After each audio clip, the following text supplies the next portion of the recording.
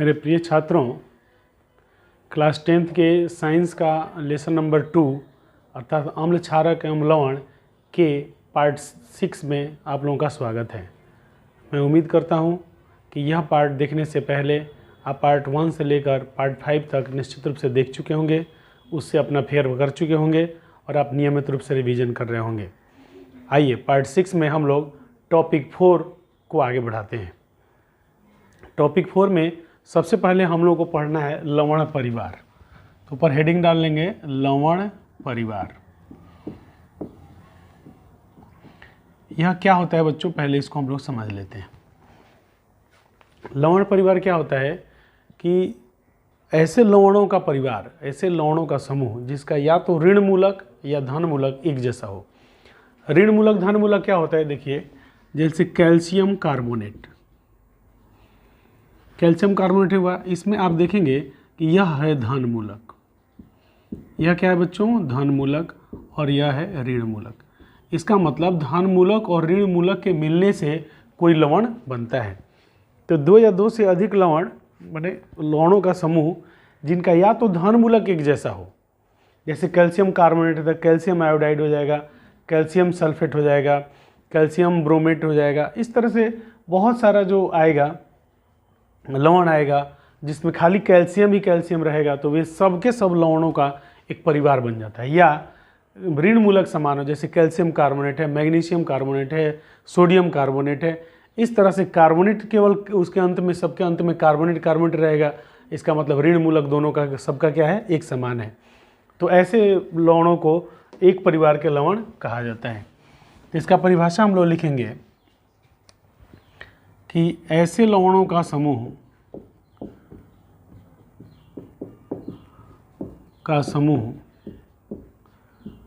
जिनका या तो ऋण मूलक एक समान हो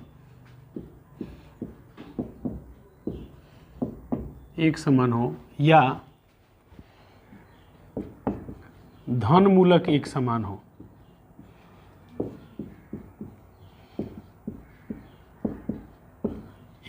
हो। तो ऐसे लवणों के समूह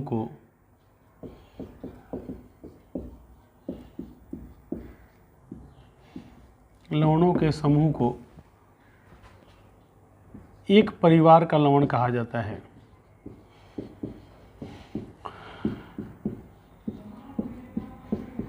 एक परिवार का लवण कहा जाता है। जैसे number 1 calcium carbonate,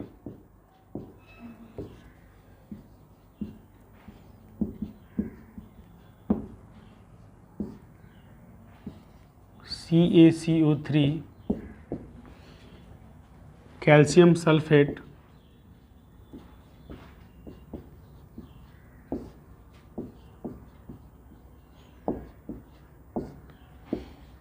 CaSO4, calcium phosphate,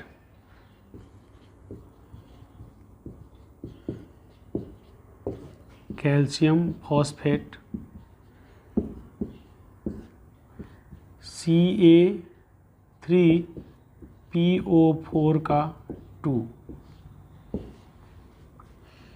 ये सभी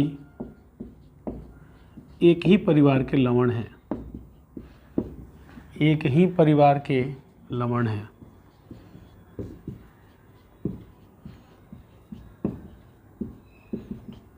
दूसरा कैल्शियम कार्बोनेट, बात तो समझ गए होंगे। देखिए इसमें सब में शुरू में कैल्शियम कैल्शियम है, धन मूलक एक जैसा है, इसलिए सभी क्या है बच्चों, एक ही परिवार के लवण है। और दूसरा परिवार में देखिए calcium carbonate, CaCO3, magnesium carbonate,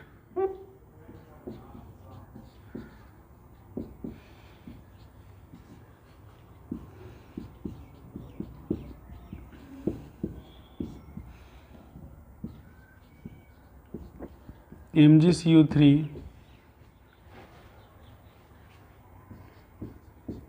sodium carbonate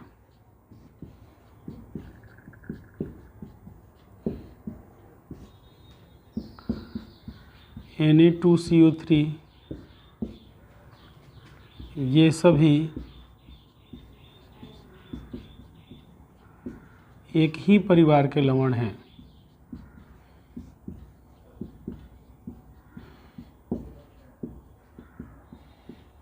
क्योंकि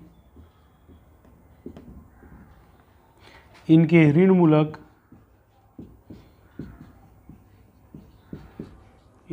मूलक एक समान है।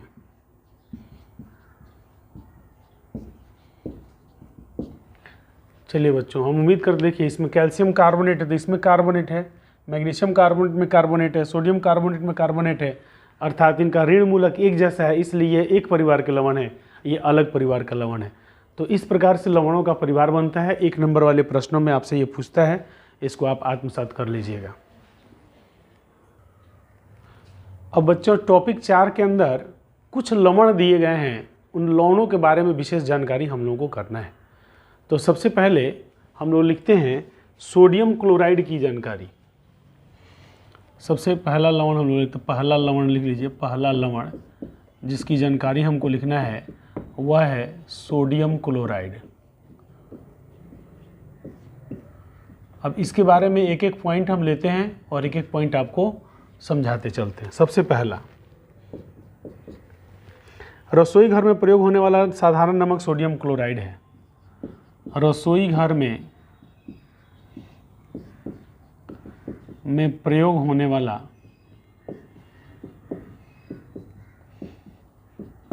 वाला साधारण नमक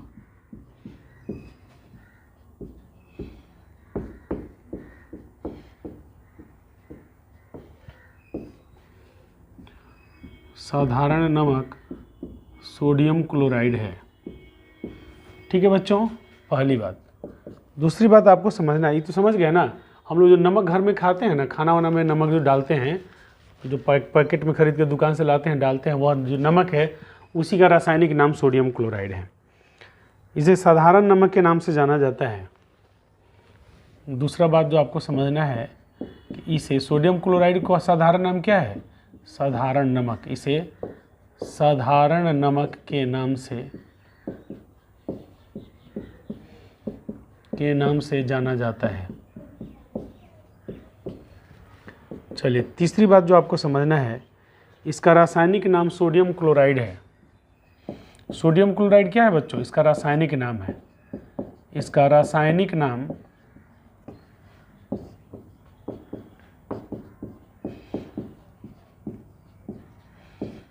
सोडियम क्लोराइड है। अगला स्टार,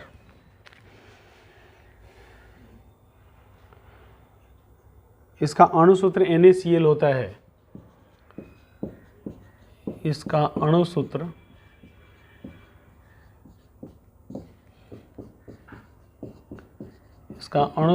NaCl होता है। अगला स्टार, यह sodium hydroxide, baking soda, washing soda, विरंजक चूर्ण इत्यादि के निर्माण में कच्चा पदार्थ के रूप में प्रयोग किया जाता है। यह सोडियम हाइड्रोक्साइड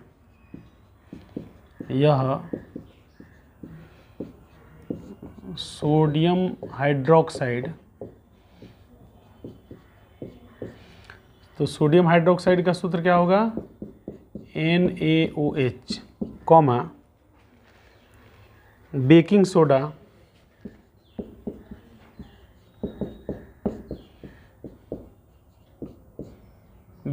होता है NaHCO3। तीसरा, वॉशिंग सोडा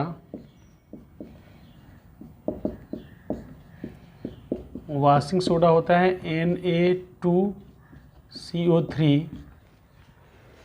तथा विरंजक चूर्ण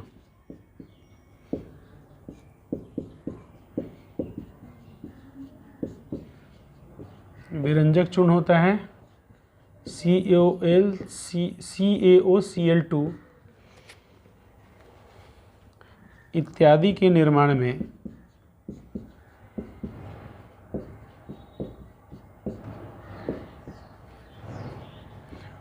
कच्चा पदार्थ के रूप में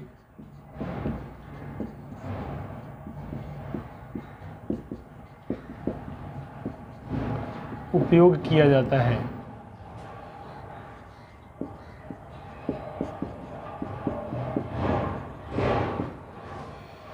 कास्टिक सोडा के निर्माण के लिए साधारण नमक पर क्लोर क्षार प्रक्रिया की जाती है। अगला स्टार, कास्टिक सोडा के निर्माण के लिए, कास्टिक सोडा का सूत्र होता है NaOH, के निर्माण के लिए कास्टिक सोडा का सूत्र याद कर लीजिएगा बच्चों, यहाँ NaOH होता है। के निर्माण के लिए साधारण नमक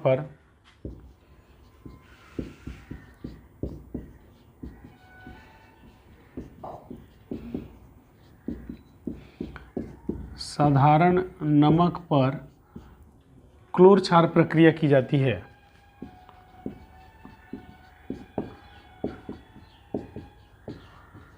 क्लोर क्षार प्रक्रिया की जाती है। ठीक है बच्चों। अब अगला पॉइंट है, महात्मा गांधी ने इस लवण को बनाने के लिए दांडी यात्रा किया था। महात्मा गांधी ने, मैंने कहने का मतलब यह जो नम साल्ट है यह स्वतंत्रता आंदोलन से भी संबंधित है, इसलिए इसके बारे में महात्मा गांधी ने इसे बनाने के लिए दांडी यात्रा किया था।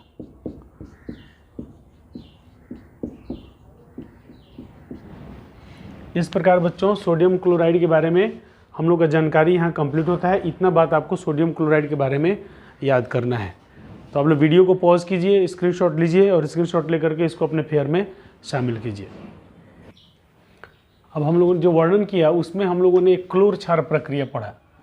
तो क्लोर क्षार प्रक्रिया क्या होता है यह देखिए, क्लोर क्षार प्रक्रिया,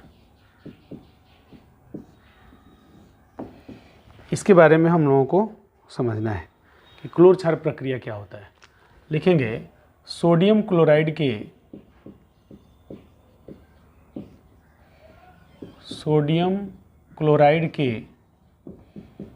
जलीय विलयन में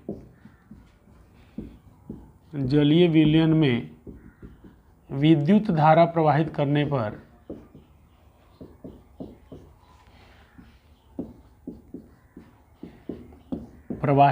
पर यह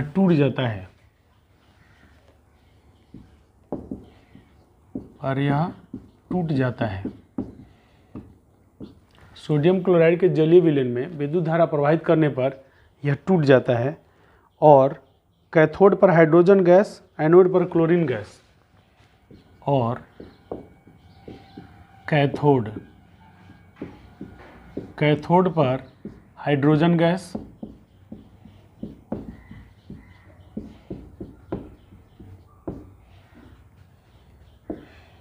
एनोड पर क्लोरीन गैस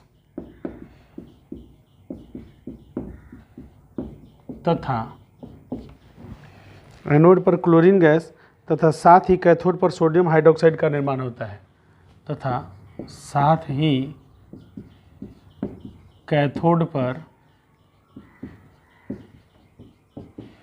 सोडियम हाइड्रोक्साइड का निर्माण होता है।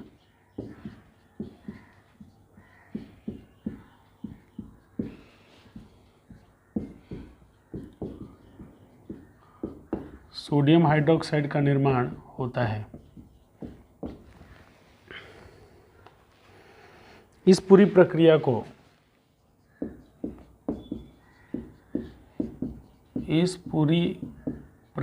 को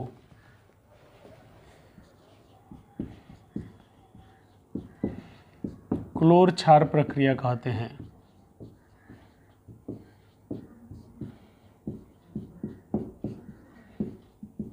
अब इसके सपोर्ट में एक अभिक्रिया है, उसको लिखिए 2NaCl प्लस H2O तीर विद्युत विच्छेदन 2NaOH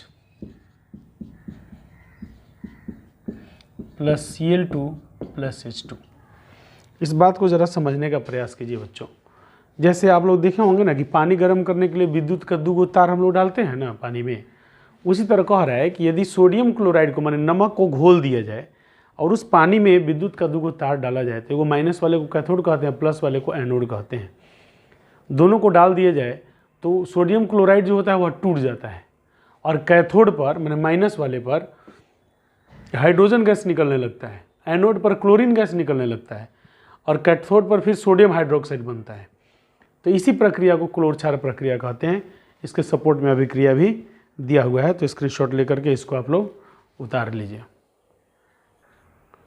अब दूसरे लवण के बारे में जानकारी लेते हैं। उस लवण का नाम है विरंजक चूर्ण। विरंजक चूर्ण, अब यहाँ लिख लीजिए दूसरा लवण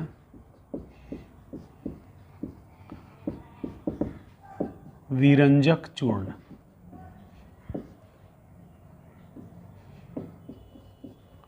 यह देखिए बच्चों, एक एक करके इसके बारे में हम लोग जानकारी लेते हैं। इसका रासायनिक सूत्र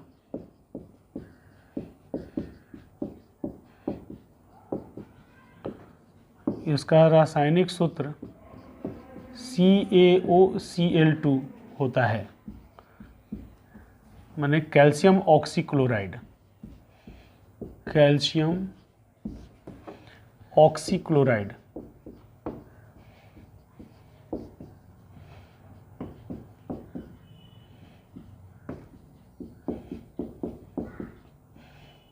कैल्शियम ऑक्सीक्लोराइड होता है। चलिए इसका दूसरा नाम, इसका रासायनिक नाम हो गया, इसका साधारण नाम ब्लीचिंग पाउडर है।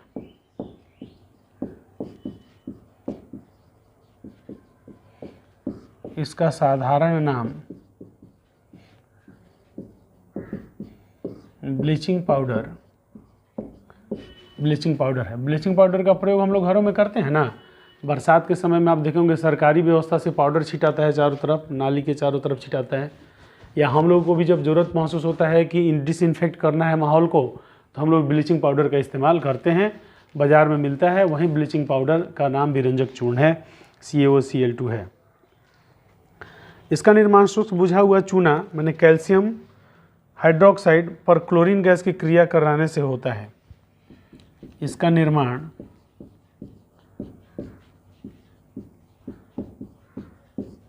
शुष्क बुझा हुआ चूना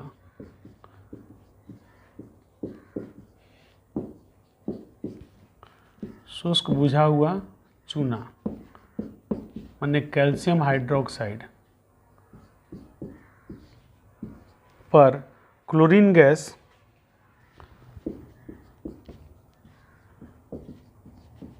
पर क्लोरीन गैस की क्रिया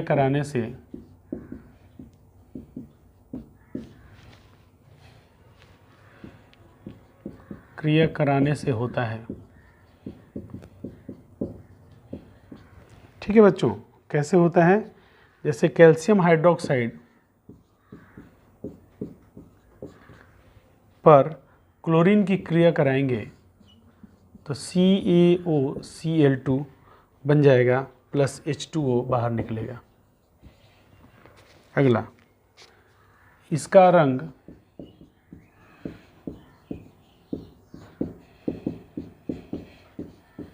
पीला सा सफ़ेद, मैंने पीला लिए हुए सफ़ेद, पीला सा सफ़ेद होता है। ठीक है बच्चों, यह जहाँ रहता है वहाँ क्लोरीन की गंध आती रहती है, क्योंकि यह क्लोरीन गैस को धीरे धीरे खोता रहता है। अगला पॉइंट, यह जहाँ रहता है क्लोरीन की गंध आती रहती है। ऐसा लगता है जैसे नाक फाड़ देगा, तो वह जो नाक फाड़ने वाला जो गंध है वह क्लोरीन का गंध है। क्लोरीन की गंध आती रहती है, इससे कीड़े मकोड़े भाग जाते हैं, क्या मर जाते हैं। आती रहती है, क्योंकि यह धीरे धीरे क्लोरीन को खोता रहता है।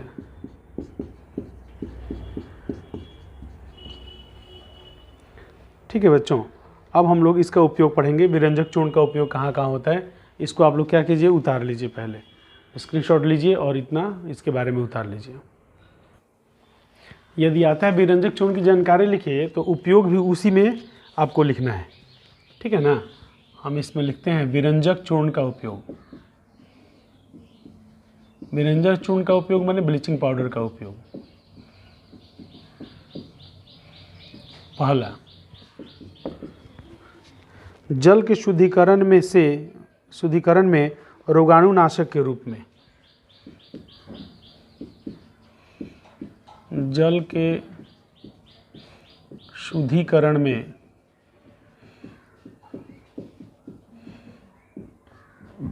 रोगाणुनाशक के रूप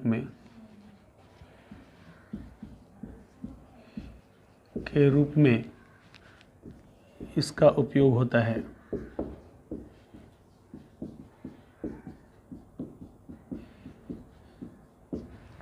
ठीक है बच्चों, जल को शुद्ध करना है तो उसमें ब्लीचिंग पाउडर मिला देने से वह शुद्ध हो जाता है, उसमें जितने भी रोगाणु होते हैं, कीटाणु होते हैं, वो सब मर जाते हैं। कागज़ की लुगदी और कपड़ों को विरंजित करने में, कागज़ की लुगदी और कपड़ों को विरंजित करने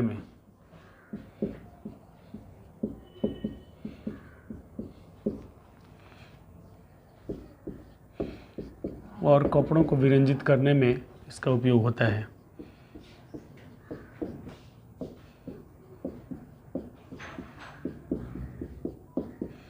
मतलब समझ गए बच्चों, कागज़ की लुगदी का मतलब हुआ, आप जानते हैं कि कागज़ जो है लकड़ी, खरपतवार, बांस वगैरह से बनता है। तो जब बनता है तो उसको क्या किया जाता है, लकड़ी को छोटे छोटे टुकड़ों में काट दिया जाता है और काट कर एकदम महीन काट दिया जाता है। महीन काट के उसको पीस दिया जाता है, पीस के उसका लुगदी माने लेई जैसा उसका तैयार किया जाता है। जब वो लेई के जैसा तैयार हो जाता है तब फिर उसको कागज़ के रूप में बनाया जाता है। तो लकड़ी वगैरह से ही कागज़ तैयार होता है। तो उसको कागज़ की लुगदी जब उसका तैयार होता है तो उसको विरंजित माने कोई रंग का यदि है तो उसको श्वेत रंग का बनाना है, वाइट कलर का बनाना है, तो उसी को विरंजित किया जाता है। तो विरंजित करने में इसका उपयोग होता है। कपड़ा को भी विरंजित करना हो कि जैसे रंगीन कपड़ा है, हम चाहते हैं कि उसको सफ़ेद बना दें, तो उसकी यदि विरंजक चूर्ण में लगाएंगे तो क्या होगा बच्चों, वह पूरा का पूरा सफ़ेद हो जाएगा। तो कागज़ की लुगदी को और कपड़ों को विरंजित करने में माने सफ़ेद करने में इसका उपयोग होता है। अगला है क्लोरोफॉर्म को बनाने में।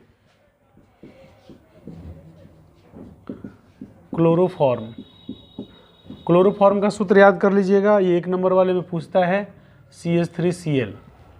क्लोरोफॉर्म को बनाने में ऑक्सीजन को बनाने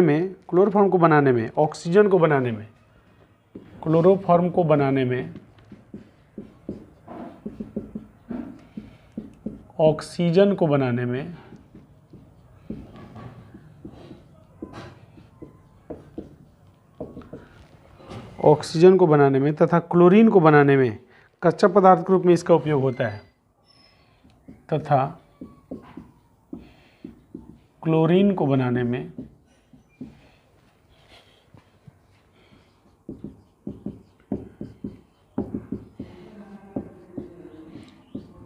कच्चा पदार्थ के रूप में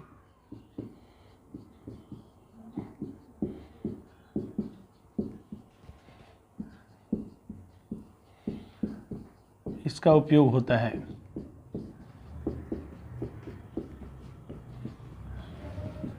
चलिए, इसका अगला उपयोग है रासायनिक उद्योग में उपचायक के रूप में।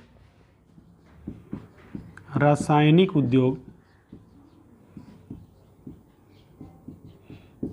में उपचायक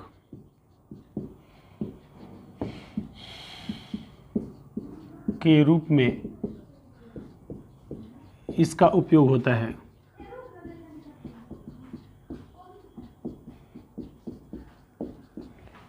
ठीक है बच्चों, फिर अब आपको यह तो हो गया इसका उपयोग। अब आपको यह समझना है कि ब्लीचिंग पाउडर कपड़ा को कैसे विरंजित कर देता है। विरंजित माने उसके कलर को कैसे उड़ा देता है, उड़ा करके सफ़ेद बनाता है। तब तक आप लोग क्या कीजिए, इसका स्क्रीनशॉट लेकर के इसको उतार लीजिए अपने कॉपी में। एक प्रश्न यहाँ बनता है बच्चों, प्रश्न है कि ब्लीचिंग पाउडर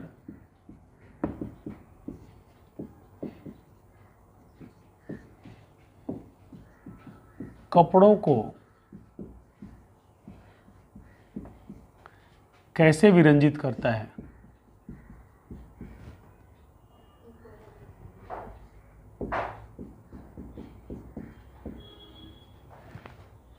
कैसे विरंजित करता है, इसका उत्तर लिखेंगे बच्चों। जिस कपड़े को विरंजित करना है, जिस कपड़े को विरंजित करना है उसे ब्लीचिंग पाउडर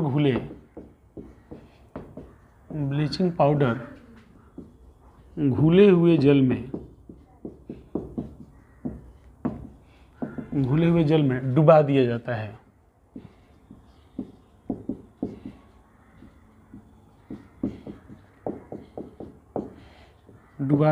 है। तथा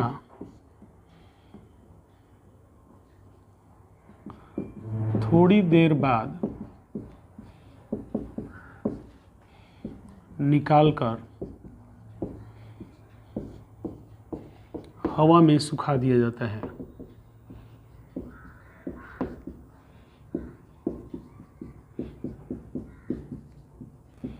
यह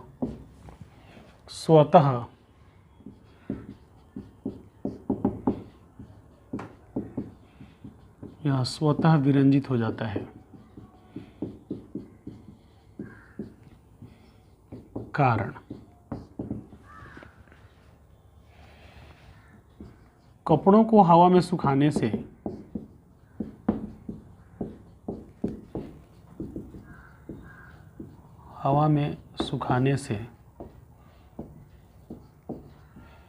ब्लीचिंग पाउडर का संपर्क, कपड़ों को हवा में सुखाने से ब्लीचिंग पाउडर का संपर्क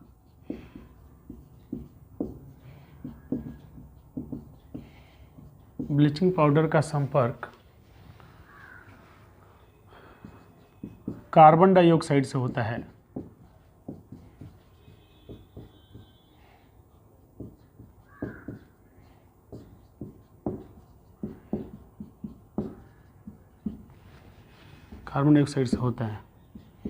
तथा दोनों मिलकर हाइपोक्लोरस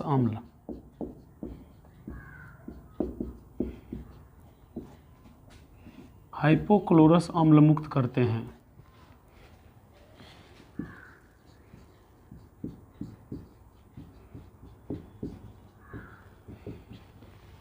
यही अम्ल